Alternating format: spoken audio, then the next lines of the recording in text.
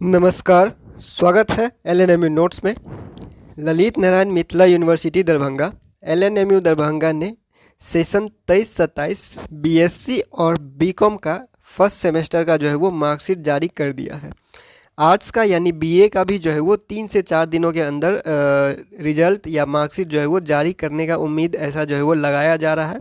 तो हम लोगों को जो है वो 3-4 दिन आर्ट्स के रिजल्ट के लिए जो है वो और इंतज़ार करना पड़ सकता है।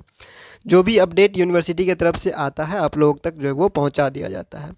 फिलहाल हम लोग इस वीडियो में बात करने वाले हैं कि जो मार्कशीट यूनिवर्सिटी के द्वारा जारी किया गया है फर्स्ट सेमेस्टर का यानी सेशन 23-27 के साइंस का और कॉमर्स का जो रिजल्ट जारी किया गया है मार्कशीट के रूप में, उस मार्कशीट में जो है वो कैसे क्या मार्क्स दिया गया है और जो जिसका जो है वो एब्सेंट दिखा रहा है यानी कि किसी सब्जेक्ट में जो है वो फेल दिखा रहा है, एफ लिखा हुआ, ठीक है, या फिर किसी को जो है वो प्रमोटेड दिखा रहा है, तो उन लोगों को क्या करना है। एग्ज़ाम देने के बाद भी अगर आपको एब्सेंट कर दिया गया है तो उस केस में आपको क्या करना पड़ेगा।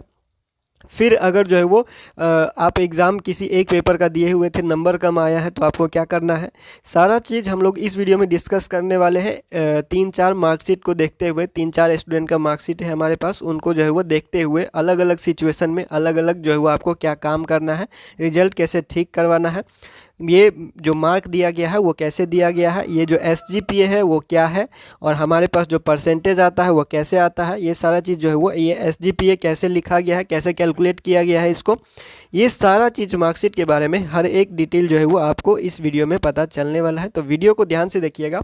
अगर वीडियो में कोई पॉइंट छूट जाता है तो आप नीचे कमेंट करके आराम से पूछ सकते हैं, लेकिन वीडियो को पहले पूरा देखने के बाद ही आप ये काम कीजिएगा, ठीक है। तो सबसे पहले हम लोग देख लेते हैं मार्कशीट डाउनलोड करने का। तो मार्कशीट डाउनलोड करने का जो है वो वीडियो पहले ही आपको बता दिया गया है कैसे डाउनलोड करना है और PDF में कैसे डाउनलोड करना है। स्क्रीनशॉट आप लेते हैं तो आपको जो है वो जूम करने के बाद वो जो लिखा हुआ मार्क है या फिर डिटेल है वो दिखाई नहीं देता है, क्लियर नहीं रहता है, ठीक है। तो मार्कशीट में PDF में कैसे डाउनलोड करना है मार्कशीट को, उस वीडियो को देख लीजिएगा। जो स्क्रीन पे आपको दिख रहा है फ़ोटो, वो वाला वीडियो को आप जाके देख लीजिएगा। वो हाल ही में आज सुबह ही अपलोड किया गया था। तो उस वीडियो में PDF में मार्कशीट आप डाउनलोड कर सकेंगे उसके हिसाब से, ठीक है। PDF में मार्कशीट डाउनलोड करने के बाद आपको कुछ इस तरह से मार्कशीट दिखाई देगा। मार्कशीट अगर आप लोगों ने डाउनलोड किया है तो बाकी ऊपर का डिटेल आप लोगों को जानकारी होगा, सारा चीज़ वही चीज़ है। नीचे हम लोग आते हैं सीधे अपने मेन पॉइंट पे, जो है हमारा मार्क्स, ठीक है। तो सबसे पहले एक एक करके बात करते हैं क्या क्या कैसे दिया गया है। तो ये जो ESE लिखा हुआ है यानी कि ये है, इसका फुल फॉर्म होता है, ESE का full form end semester exam, ठीक है। एंड सेमेस्टर एग्ज़ाम यानी जो यूनिवर्सिटी एग्ज़ाम लिया था वो एग्ज़ाम, ठीक है। जो यूनिवर्सिटी एग्ज़ाम लिया था यानी जो सेंटर पे जाके आप एग्ज़ाम दिए हुए थे उसके लिए है ये उसका मार्क के बारे में बता रहा है, ठीक है। और ये प्रैक्टिकल एग्ज़ाम जो हुआ था उसके मार्क के बारे में बता रहा है। और CIA ये कंटिन्यूअस इंटरनल असेसमेंट जो है वो यानी कि जो इंटरनल एग्ज़ाम हुआ था आपके कॉलेज में, ये उसके बारे में बता रहा है यहाँ पे, ठीक है। ESE यानी कि जो थ्योरी है, ESE end semester exam university वाला एग्ज़ाम, वो यहाँ पे दिया गया है नंबर। प्रैक्टिकल एग्ज़ाम का नंबर यहाँ पे दिया गया है और इंटरनल एग्ज़ाम का जो है वो नंबर यहाँ पे दिया गया है। ये क्लियर हो जाना चाहिए, ठीक है। फिर इन दोनों को जोड़ के इसको ये सबको जोड़ने के बाद ये हमारे पास आ जाता है क्या, ये हमारे पास ये टोटल मार्क यहाँ पे दिया गया है, ठीक है। इन सबको प्लस करके यहाँ पे दिया गया है। इतना चीज़ हम लोगों के पास क्लियर होना चाहिए, ठीक है। अब बात करते हैं कि ये पास मार्क और जो लिखा हुआ है उसी के हिसाब से सारा चीज़ जो है वो बताया गया है। पहले ही आप लोगों को बता दिया गया था कि 70 मार्क का जो है वो यूनिवर्सिटी वाला एग्ज़ाम होगा, जिसमें 31.5 जो है वो आपको पास करने के लिए चाहिए होगा। एक पेपर में पास करने के लिए 31.5 70 में से, ठीक है। और इंटरनल एग्ज़ाम में 13.5 30 में से, ठीक है। 100 मार्क का पेपर हुआ, 100 मार्क के पेपर में आपको 45% यानी 45 नंबर जो है वो लाना पड़ता है पास होने के लिए। 45 नंबर 100 में से जो है वो आपको 45 नंबर लाना होगा पास होने के लिए, जिसमें 70 जो है वो एक्सटर्नल होता है यानी कि एक्सटर्नल एग्ज़ाम मतलब जो यूनिवर्सिटी एग्ज़ाम लेता है वो, और इंटरनल एग्ज़ाम मतलब जो यहाँ CIA लिखा हुआ है वो है इंटरनल एग्ज़ाम। इंटरनल एग्ज़ाम यानी कि जो कॉलेज में एग्ज़ाम लिया जाता है 30 नंबर का वो एग्ज़ाम। तो 70 नंबर के एग्ज़ाम में 31.5 जो है वो आपको लाना होगा पास होने के लिए, और 30 नंबर के एग्ज़ाम में 13.5 लाना होगा पास होने के लिए, ठीक है। ये चीज़ें क्लियर हुआ और दोनों को आप प्लस कीजिएगा तो 45 बनता है, यानी कि 100 नंबर के एग्ज़ाम में आपको 45 नंबर 45 नंबर लाना होता है पास होने के लिए एक पेपर में, ठीक है। तो उस हिसाब से ये सारा चीज़ आपको यहाँ पे दिख रहा होगा। ये हो गया हमारे पास क्या हो गया, ये मार्क ऑब्टेन, जैसे कि यहाँ पे लिखा हुआ है एमजेसी फिजिक्स। जो भी आपका सब्जेक्ट है, जो भी आपका मेजर सब्जेक्ट है वो एमजेसी में आता है। माइनर सब्जेक्ट एमआईसी, आईडीसी यानी इंटरडिसिप्लिनरी या मल्टीडिसिप्लिनरी सब्जेक्ट, फिर एईसी हो गया हमारे पास, उसके बाद एसईसी और वीएसी, ठीक है। तो ये सारा चीज़ है हमारे पास, 6 सब्जेक्ट है टोटल। तो अब डिटेल आगे बढ़ते हैं मार्क के तरफ। तो जिसमें यहाँ पे देखिए ऑब्टेन मार्क, ठीक है, टोटल मार्क आपका 70 है।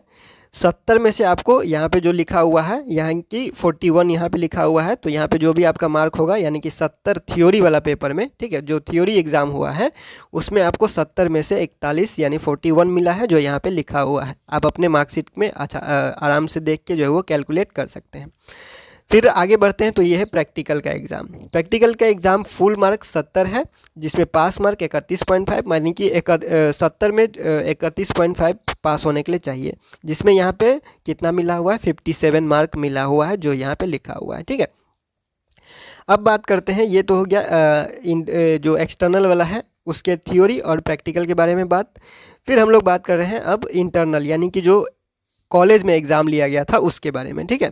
कॉलेज में 30 मार्क का एग्ज़ाम होता है, टोटल एग्ज़ाम 30 मार्क में से 13.5 जो है वो आपको पास होने के लिए चाहिए होता है, जिसमें ऑब्टेन किया गया है। ये जो ऑब्टेन मार्क है ओबीटी एमआरकी यानी कि ऑब्टेन मार्क, ठीक है। एफएम यानी फुल मार्क, पीएम यानी कि पास मार्क, एफएम यानी फुल मार्क, पीएम यानी पास मार्क, ओबीटी एमआरके यानी ऑब्टेन मार्क, ठीक है। ईएसई का फुल फॉर्म तो आप लोगों को बता दिया गया, एक्सटर्नल एंड सेमेस्टर एग्ज़ाम, ठीक है। एक्सटर्नल एग्ज़ाम वही चीज़ है जो यूनिवर्सिटी लेता है। सीआईए यानी कि कंटिन्यूअस इंटरनल असेसमेंट, जो कि कॉलेज में होता है, कॉलेज वाला एग्ज़ाम यानी इंटरनल एग्ज़ाम, ठीक है। तो उसमें 13.5 जो है वो आपको चाहिए होता है पास होने के लिए, जिसमें यहाँ पे जो भी लिखा होगा 27, 28, 26, 24 जो भी आपका होगा वो हो गया आपका ऑब्टेन मार्क, यानी कि आपको उतना मिला है। ऑब्टेन मार्क यानी कि आपको उतना मिला हुआ है, ठीक है। अब इन दोनों को कैलकुलेट करेंगे तो हमारे पास ये वाला मार्क आता है, ठीक है। टोटल मार्क आ गया, ये हो गया हम लोगों के पास जो 70 और 30, 100 में से जो थ्योरी वाला है, ठीक है। 100 में से थ्योरी एग्ज़ाम का मार्क ऊपर लिखा हुआ है, और जिनमें प्रैक्टिकल होता है उनका मार्क यहाँ पे लिखा हुआ है। प्रैक्टिकल में यहाँ पे कितना मिला है, 57, ठीक है। 57 प्लस यहाँ पे जो हमारे पास 18 है प्रैक्टिकल में, तो इन दोनों को प्लस करेंगे तो हमारे पास ये 75 आया, ठीक है।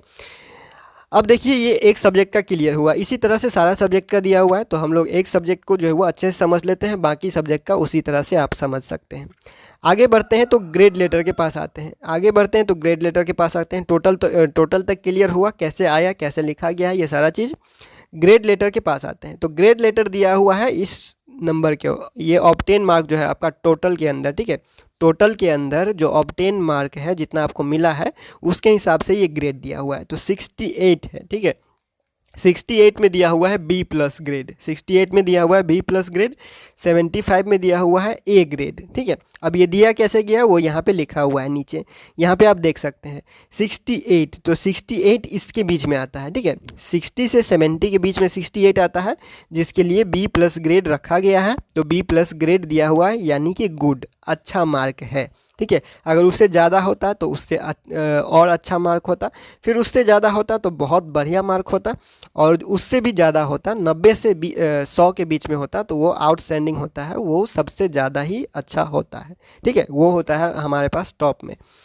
तो इन पहला वाला है वो 68 मार्क है, तो 68 मार्क हमारे पास बी प्लस ग्रेड, ठीक है। तो 68 mark B plus grade, 68 mark को बी प्लस ग्रेड दिया गया है। 75 को ए दिया है, ठीक है। तो 75 को ए दिया है, तो 75 यहाँ पे आता है 70 से लेके 80 तक, 70 से लेके 80 तक के बीच में 75 आता है, तो 75 में हमारे पास ए ग्रेड मिला हुआ है, ठीक है। 75 में ए ग्रेड लिखा हुआ है, ये हो गया क्लियर। इसी तरह बाकी सब्जेक्ट को भी आप देख सकते हैं।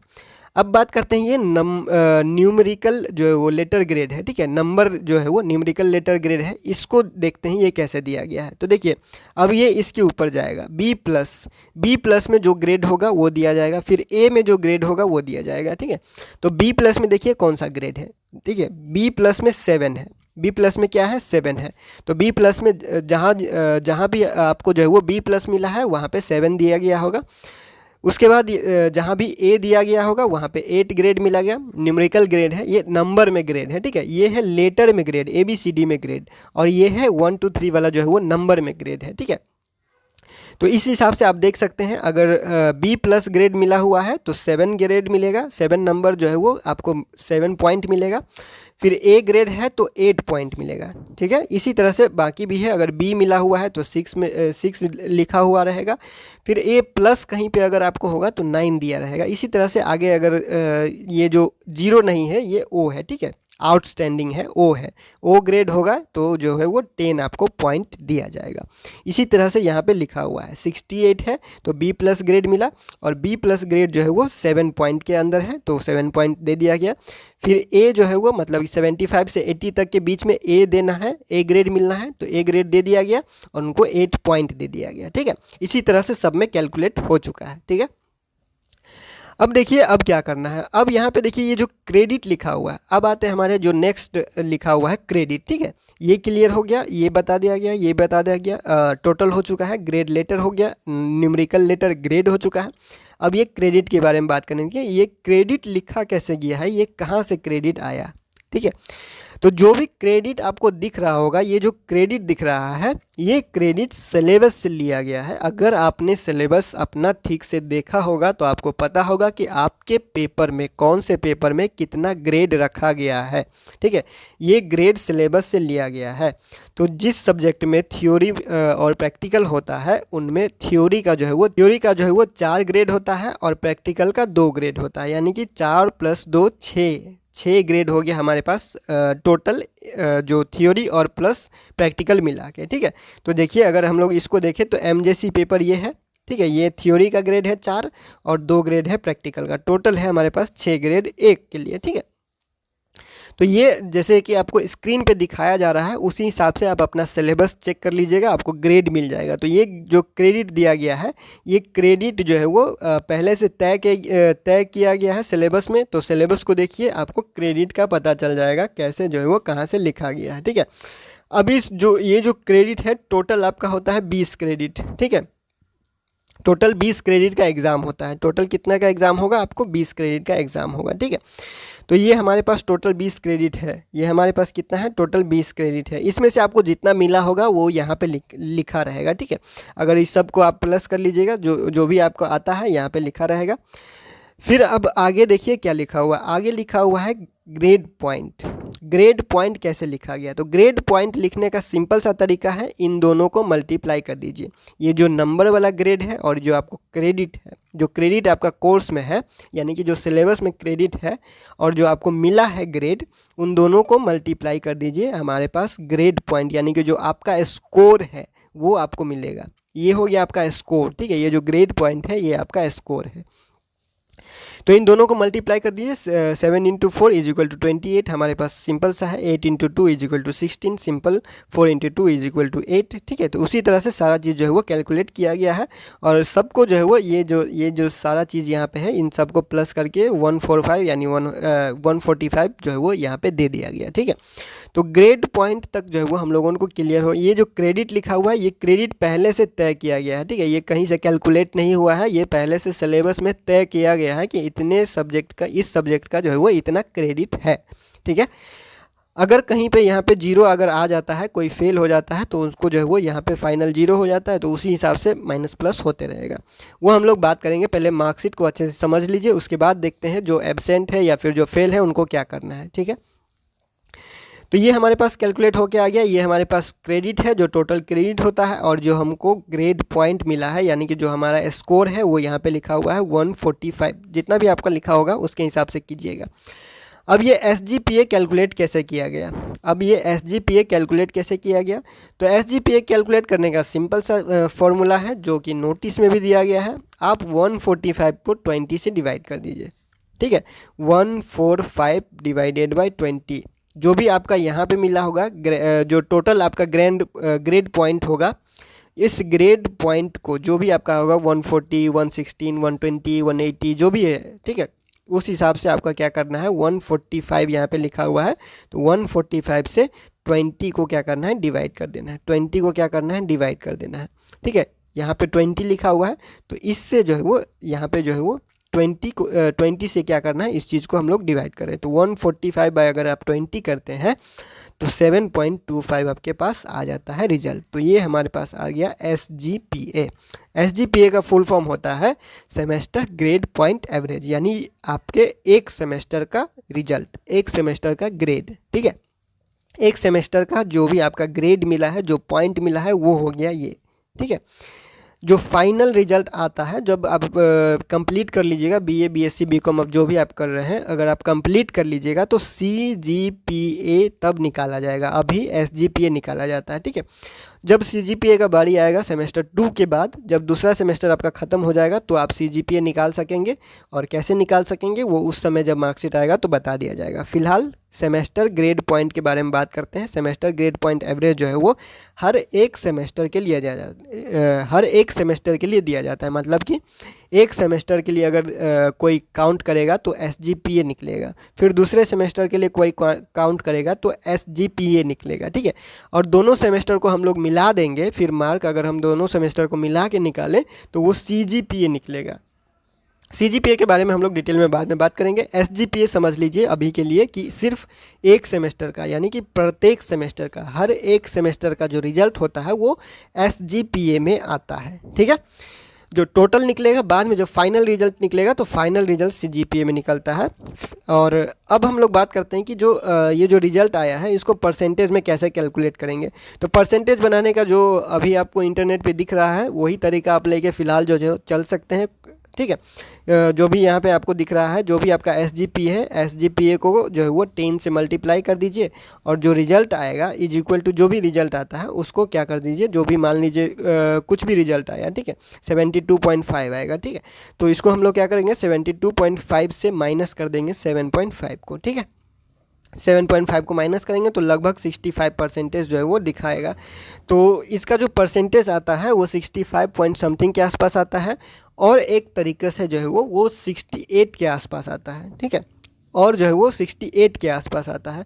तो फिलहाल जो तरीका आप लोगों को दिख रहा है उसी तरीका को आप लेके चलिए कि आपको जो यहाँ पे 7.25 दिख रहा है उसको 10 से मल्टीप्लाई कर दीजिए।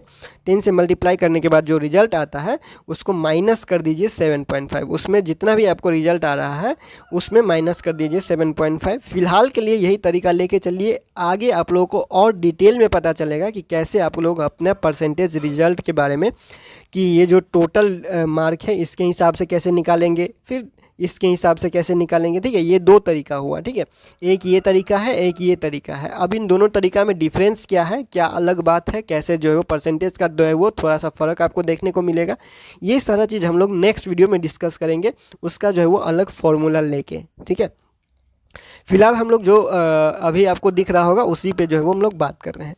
तो ये हो गया मार्कशीट के बारे में। मार्कशीट के बारे में जो भी अभी तक अब यहाँ पे जो पास वाला रिजल्ट है उसके बारे में बात हो चुका है। ठीक है, अब first division, second division, third division ये कब होता है इसमें। ठीक है, फर्स्ट डिवीज़न, सेकेंड डिवीज़न या थर्ड डिवीज़न इसमें कब आएगा। तो देखिए, अब फर्स्ट, सेकेंड और थर्ड डिवीज़न जो सिस्टम चल रहा था वो सिस्टम ख़त्म हो चुका है। अब आपका CBCS सिस्टम चल रहा है। ये आपको ध्यान में रखना है कि semester choice based credit system चल रहा है। अब आपको क्रेडिट मिलेगा। ठीक है, क्रेडिट मिलेगा। अब आपको वो वाला सिस्टम नहीं है कि इतना परसेंट लाइएगा तो फर्स्ट डिवीज़न या फिर इतना परसेंट लाइएगा तो सेकेंड डिवीज़न, ऐसा जो है वो अब सिस्टम ख़त्म हो चुका है। अब आपको ग्रेड के हिसाब से, यानी क्रेडिट के हिसाब से और ग्रेड पॉइंट के हिसाब से चलना पड़ेगा, और SGPA और CGPA के हिसाब से चलना पड़ेगा। हालांकि आप उसको परसेंटेज में बदल सकते हैं, और हमेशा से वही रहा है कि 60% से ऊपर वाले मार्क्स जो है वो अच्छे होते हैं। ठीक है, और अगर CGPA के बारे में बात करें तो 7.5 से ऊपर वाला जो CGPA होता है वो जनरली अच्छा माना जाता है। ठीक है, 7.5 जनरली ऊपर से जो 7.5 का जो ऊपर मार्क्स होता है या ऊपर CGPA जो होता है वो जनरली अच्छा माना जाता है। ठीक है, तो ये हो गया जनरल आपको बात। फर्स्ट सेकंड थर्ड जो फर्स्ट सेकंड थर्ड डिवीज़न जो होता था वो अब नहीं होगा, इसमें वो सिस्टम ख़त्म हो चुका है।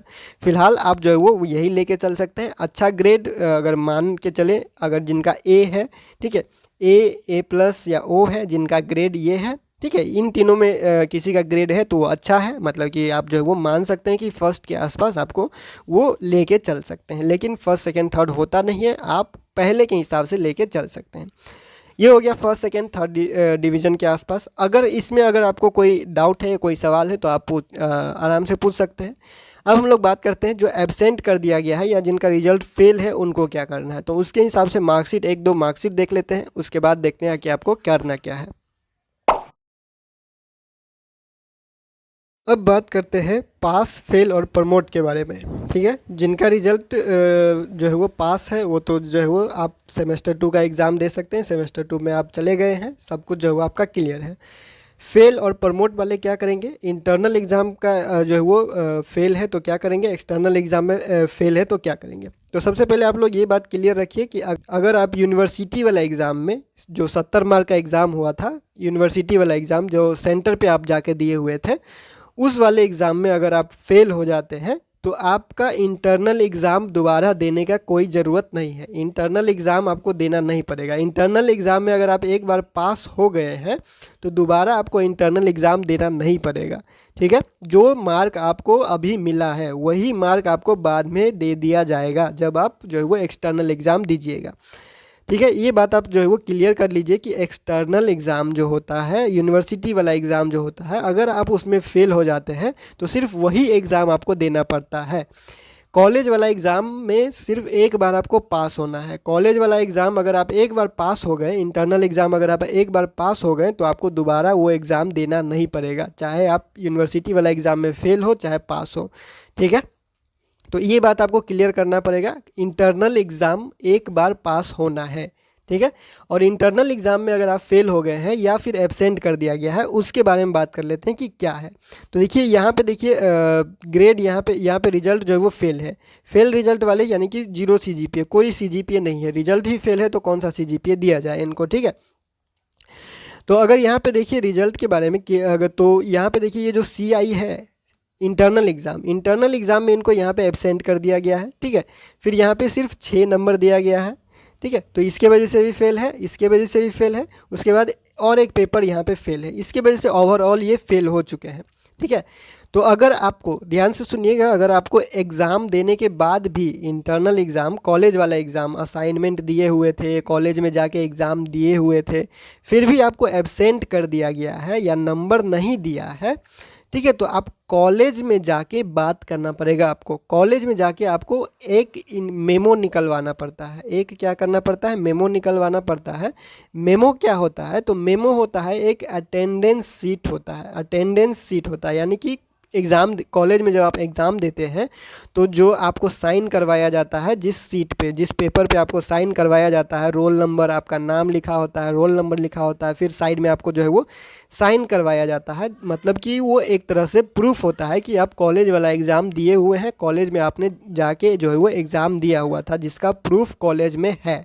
वही प्रूफ यानी कि वही प्रूफ का नाम है मेमो, अटेंडेंस सीट। उसी को आपको कॉलेज से निकलवाना होगा। कॉलेज से निकलवाने के बाद आपको उसके साथ एक एप्लीकेशन लिखना होगा, ठीक है। क्या कहा हम लोगों ने, एक मेमो, जहाँ पे आप एग्ज़ाम दिए हुए हैं उसी जगह से जाके, उसी कॉलेज से जाके, वहीं पे जाके, उसी डिपार्टमेंट में जाके, जो सब्जेक्ट में फेल कर दिया गया है या जो सब्जेक्ट में एब्सेंट कर दिया गया है, उसी डिपार्टमेंट में जाके आपको मेमो निकलवाना पड़ेगा। मेमो क्या होता है, अटेंडेंस सीट कह दिया गया है। मेमो निकलवाने के साथ एक एप्लीकेशन लिखना होगा। एप्लीकेशन लिखने का मतलब है आपको यह बताना होगा एप्लीकेशन में कि आप जो है वो एग्ज़ाम दिए हुए थे, लेकिन रिजल्ट में आपको जो है वो एब्सेंट कर दिया गया है एग्ज़ाम देने के बाद भी, जिसका प्रूफ, जिसका साक्ष्य आप एप्लीकेशन के साथ दे रहे हैं। अतः आपको जो है वो आपका रिजल्ट जल्द से जल्द सुधार करने की कृपा करें, यही सारा चीज़ उसमें एप्लीकेशन में लिखना होगा। एप्लीकेशन का डेमो नेक्स्ट वीडियो में आपको दे दिया जाएगा, या फिर एप्लीकेशन लिखे कैसे वो भी आपको बता दिया जाएगा। अगर आप कमेंट करते हैं कि एप्लीकेशन कैसे लिखना है रिजल्ट सुधार के लिए, तो वो भी आपको बता दिया जाएगा। अगर आप कमेंट जो है वो करते हैं, सारा कोई सवाल जो है वो अगर आपका आता है तो उस पर भी जो है वो वीडियो बना दिया जाएगा। तो हम लोगों को करना क्या है, सबसे पहले मेमो निकलवाना है कॉलेज से। एग्ज़ाम देने के बाद भी अगर एब्सेंट कर दिया गया है तो जहाँ पे भी आप एग्ज़ाम दिए हुए थे, चाहे इंटरनल एग्ज़ाम में एब्सेंट कर दिया गया है, चाहे कॉलेज वाला जो एक्सटर्नल एग्ज़ाम हुआ था, यानी कि किसी कॉलेज के सेंटर पे जाके आप एग्ज़ाम दिए थे, तो जहाँ पे भी आप एग्ज़ाम दिए थे, जो भी कॉलेज में एग्ज़ाम दिए हुए थे, उसी कॉलेज में जाके आपको मेमो निकलवाना है और मेमो के साथ में एप्लीकेशन लिखना है। एप्लीकेशन में लिखना है कि आप एग्ज़ाम दिए थे लेकिन आपको एब्सेंट कर दिया गया है, इसीलिए आपका रिजल्ट जो है वो जल्द से जल्द सुधार करने की कृपा करेंगे। और आप जो है वो उसके साथ अपना प्रूफ दे रहे हैं, प्रूफ आपका मेमो होता है, ठीक है। उसके साथ आप अपना एडमिट कार्ड का फ़ोटोकॉपी लगाइएगा, आप अपना एडमिट कार्ड का फ़ोटोकॉपी लगाइएगा। उसके बाद नेट से डाउनलोड किया हुआ मार्कशीट लगाइएगा, नेट से डाउनलोड किया हुआ मार्कशीट लगाइएगा। और अपना एप्लीकेशन जो आप हाथ से लिख के कॉलेज का साइन मोहर करवाते हैं उस एप्लीकेशन पे, ठीक है, कॉलेज का साइन मोहर एप्लीकेशन पे करवा के, ये 4 चीज़, पहला हो गया मेमो, फिर आपका एप्लीकेशन जिस पे कॉलेज का साइन मोहर करवा लीजिएगा, फिर एडमिट कार्ड का फ़ोटोकॉपी करवा लीजिए और नेट से डाउनलोड किया हुआ मार्कशीट। ये चारों चीज़ निकाल के आप जाके यूनिवर्सिटी में जमा कर सकते हैं। हफ्ता से 10 दिन के अंदर आपका रिजल्ट सुधार कर दिया जाएगा। अगर आपने एग्ज़ाम दिया था, एग्ज़ाम देने के बाद भी आपको एब्सेंट कर दिया गया है तो, ठीक है। अब बात करते हैं ये फेल और प्रमोटेड कैसे हो गया है। तो फेल यहाँ पे साफ साफ दिख रहा है, 3 सब्जेक्ट में जो है वो 3 सब्जेक्ट में पास नहीं कर पाए हैं, इसीलिए फेल कर दिया गया है। लेकिन एक कंडीशन ऐसा भी देखा जा रहा है कि 2 सब्जेक्ट में फेल करने के, एक सब्जेक्ट में जो फेल करने के बाद भी उनको फेल कर दिया गया है, जबकि वो प्रमोटेड होना चाहिए, जो मार्कशीट आपको यहाँ पे देख सकते हैं, ठीक है। जैसे कि यहाँ पे आप एक मार्कशीट देख सकते हैं जिसे एक ही सब्जेक्ट में एब्सेंट कर दिया गया है, जिसकी वजह से एक ही सब्जेक्ट फेल है, लेकिन ये सब्जेक्ट यहाँ पे जिसका रिजल्ट जो है वो लेकिन फेल दिखा रहा है। तो इसका कारण जो है यूनिवर्सिटी की तरफ से कोई ऐसा साफ नहीं लिखा हुआ है, लेकिन ये जो है वो अंदाज़ा एक ऐसा लगाया जा सकता है फिलहाल के लिए, जब तक नोटिस जारी नहीं होता है तब तक ये कहा जा रहा है। अगर ऑफिशियल नोटिस में कुछ कहा जाता है तो उसको अपडेट कर दिया जाएगा। फिलहाल ये जो जानकारी अपडेट हो रहा है मार्कशीट की तरफ से वो आपको बता दिया जा रहा है। ये जो 3 सब्जेक्ट है ऊपर का, जो एमजेसी बोटनी और ये मतलब कि एमजेसी एमआईसी और आईडीसी जो सब्जेक्ट है, ये आपका मेन सब्जेक्ट में गिनती होगा, ये जो है वो समझ के चलिए फिलहाल के लिए। और ये बाकी 3 सब्जेक्ट जो है वो एडिशनल सब्जेक्ट है, ये हम लोग जो है वो मान लेते हैं, ठीक है। अभी के लिए मान लेते हैं ये मेन सब्जेक्ट हो गया हमारा और ये 3 जो है वो नीचे से हमारे पास एडिशनल सब्जेक्ट हो गया। तो अगर हम जो है वो मेन सब्जेक्ट में किसी एक में फेल हो जाते हैं तो हमें फेल कर दिया जाता है। मेन सब्जेक्ट में अगर हम किसी एक में फेल हो जाते हैं तो हमें फेल कर दिया जाता है, और एडिशनल सब्जेक्ट में अगर हम फेल होते हैं तो हमें प्रमोट कर दिया जाता है, ठीक है। वही चीज़ अगर आप एग्जाम्पल में देखें तो जैसे कि एक मार्कशीट यहाँ पे है, एक मार्कशीट देखिए यहाँ पे, जैसे कि एक्सटर्नल में इनको एब्सेंट कर दिया गया है 2 जगह, ठीक है, 2 सब्जेक्ट में इनको एब्सेंट कर दिया गया है, जिनके वजह से जो है वो रिजल्ट प्रमोटेड है। रिजल्ट प्रमोटेड होने का मतलब है सेमेस्टर 2 का एग्ज़ाम दे सकते हैं। रिजल्ट प्रमोटेड होने का मतलब है सेमेस्टर 2 का एग्ज़ाम जो है वो दे सकते हैं, लेकिन सेमेस्टर 1 का एग्ज़ाम भी देना पड़ेगा। जो सब्जेक्ट पास नहीं हुआ है सिर्फ उसी का सेमेस्टर 2 का एग्ज़ाम दे सकते हैं, सेमेस्टर 1 का एग्ज़ाम भी देना पड़ेगा जिस सब्जेक्ट में पास नहीं हुआ है, जो कि यहाँ पे साफ साफ लिखा हुआ है कैरी ओवर पेपर। 2 पेपर का नंबर दिया हुआ है, ये दोनों पेपर बाद में आपको देना पड़ेगा सेशन 24-28 के साथ। सेशन 24-28 मतलब कि जो आपका सेशन है 23-27, और आप दोबारा जो एग्ज़ाम दीजिएगा, जो पीछे रह गए हैं, जो फेल हो गए हैं या जो प्रमोट हो गए हैं, वो एग्ज़ाम देंगे सेशन 24-28 वाले के साथ। जब इनका सेशन 24-28 वाले का फर्स्ट सेमेस्टर का एग्ज़ाम होगा तो आपको सिर्फ एग्ज़ाम फॉर्म भर के एग्ज़ाम देना है, दोबारा एडमिशन नहीं लेना है, ठीक है। फेल है चाहे प्रमोटेड है, दोबारा सेमेस्टर 1 में एडमिशन नहीं लेना है, आपको सिर्फ एग्ज़ाम देना है, एग्ज़ाम फॉर्म भर के। एग्ज़ाम देने के बाद भी एब्सेंट कर दिया गया है तो आप कॉलेज से मेमो निकलवा के, एप्लीकेशन लिख के, एडमिट कार्ड और मार्कशीट के साथ यूनिवर्सिटी में जाके जमा कर दीजिए, रिजल्ट सुधार हो जाएगा। हर 2-3 दिन में आप अपना रिजल्ट चेक करते रहिए। अभी से लेके जब तक एग्ज़ाम नहीं होता है तब तक रिजल्ट अपडेट होते रहेगा, किसी का 2 दिन में, किसी का 4 दिन में, किसी का 10 दिन, किसी का 15 दिन, ठीक है। इसी तरह से रिजल्ट अपडेट होते रहेगा, ठीक है। तो बता दिया गया, सारा चीज़ क्लियर हो गया। अगर आपका नंबर कम है, नंबर कम है तो आप जाके एप्लीकेशन दे सकते हैं रीटोटलिंग के लिए। कॉपी रीचेक नहीं होता है, सिर्फ मार्क जो दिया हुआ है सिर्फ उसका गिनती होगा दोबारा, जिसके लिए आपको 150 शायद 150 फी लिया जाता है। कॉलेज में जाके आप रीटोटलिंग के लिए अप्लाई यूनिवर्सिटी में जाके आप रीटोटलिंग के लिए, नंबर कम दिया हुआ है तो रीटोटलिंग के लिए अप्लाई कर सकते हैं, ठीक है। और इंटरनल में नंबर कम दिया है तो वो तो कॉलेज से जाके आपको बात करना पड़ेगा उसके बारे में। इंटरनल का जो भी मैटर होता है यानी कॉलेज वाला एग्ज़ाम का जितना कुछ होगा वो सारा कुछ कॉलेज में ही होगा, ठीक है। रिजल्ट सुधार सिर्फ यूनिवर्सिटी से होता है, लेकिन नंबर चढ़ाना, एब्सेंट करना, प्रेजेंट करना, ये सारा काम जो है वो कॉलेज का है, तो कॉलेज से ही सारा कुछ होगा। अगर मार्कशीट से रिलेटेड और कोई डाउट है तो आप नीचे कमेंट कर लीजिएगा। मार्कशीट आ गया है तो जिस सब्जेक्ट में आपको फेल किया गया है, रिजल्ट प्रमोटेड है तो सिर्फ उसी सब्जेक्ट का एग्ज़ाम देना है सेशन 24-28 वाले के साथ, ठीक है।